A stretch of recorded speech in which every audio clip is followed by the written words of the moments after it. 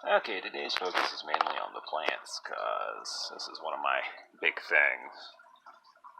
So, let's see in here, I've got all my rotalas, Ludwigias. This was infested with, like, some sort of, I don't know what the hell type of algae it is still. I don't know if it's a Cladophora or a Spiragira, whatever. Annoying shit, but what I've been doing is So the rotalas are actually doing really, really well, all things considered. They're very healthy, and healthier plants are very resistant to algae, so they're just growing. Now, these Ludwigia and the Bacopa here, so my super red, that's the super red. That stuff has done really well in general, so I just leave it alone. The repens, Ludwigia repens here, here, those are all Ludwigia repens. They've been doing kind of poorly, so I've been starting to like slowly snip off the dead leaves and just allow the plant. You can see, hopefully, these are all new leaves. This is new growth that's like adapted to, I did some major changes, so like these are all adapted to like the new water conditions, and then this crap is all like the old growth, so I'm starting to take that off. Once the plant, I'm going to let it get a bit taller. Once it gets like up to about here, I'm going to like trim this off, and all this gets thrown away. This gets ripped out by the roots, thrown away, because that's all old weak growth, and old weak growth is just an algae magnet, so that is going to help make the whole tank overall more resistant to algae. Same thing with the Bacopa. You can see these old leaves. So all these old leaves are just not having it. But this is the new growth. This is where the plant kicked into gear, and it's finally readapted. So once it gets up to like here or so, I'm gonna chop it right at that node, replant the whole thing. All that gets ripped out, thrown away. Also, I had some Ludwigia, what's it called, Setioides. Most of it's dead, but I have a few sprigs, like, here's one of them. That, if I can get this damn thing to, like, please focus. That right there, that is a mostly dead stem, but it still had enough energy left to make this little sprig, so I'm going to let the thing just fully grow out, and hopefully I'm going to be able to replant that and have it kick into gear. Now all the rotalas over here just freaking beautiful. Like, look at that color, like that.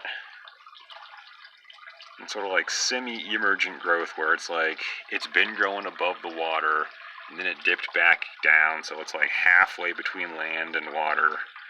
It's got the colors of the water form, but like the leaf shape of the land form. It's really, really nice.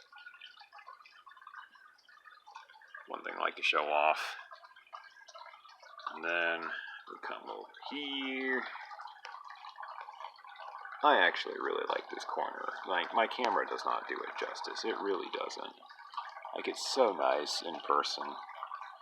But that's all just shoved in between rock. This Pogostemon Helferi, that's actually downwire red for those of you who are like plant nerds. That's, so when I first planted it, it was only about yay tall. So you can see all that's died off. This is all new, so it's doing extremely well. And if I can like zoom in, the plant is actually doing really, really well. It just needs another like 3 or 4 months because this is low tech now. I'm not injecting CO2 or anything, so it's going to take a while to actually grow in. But yeah, all the crypts here. When I first got them, they were just itty bitty sprigs. Now they're just completely filled in this area. I did that. I literally just threw down some moss on top of the filter outlet because I got all the splashing going on. That's some crypt parva that I'm hoping is going to kick into gear and grow. That's all moss. I just sort of tossed little sprigs and bits, and it's starting to send out sprouts, so that's nice. Last thing, more Pogostemon Helferi that, come on, actually rescued. So this is like just planted. These were all beat up stems. It's just planted. And in a couple months, this is going to be absolutely amazing. Because I actually trimmed them off of this plant like right here. Pogo Stamon helferi likes having like good water flow. And this area, good water flow, it does not. So I've been, as it gives me runners, I've been trimming those off and like sort of throwing them in the high flow spot. Because this plant, it really just needs flow, it needs light, and it's going to kick into gear and grow great. So, a couple months is going to be wonderful. So, yeah. I like my plants. I wanted to talk about, one more thing, I guess. So, this plant was originally down here in like the flow section, and it didn't like the high flow. Like you can see all the blackbeard algae that's growing on the leaves. It got beat to hell, so I relocated it to somewhere that's more gentle, and I'm hoping it's going to do a lot better for me. Okay, now I'm done.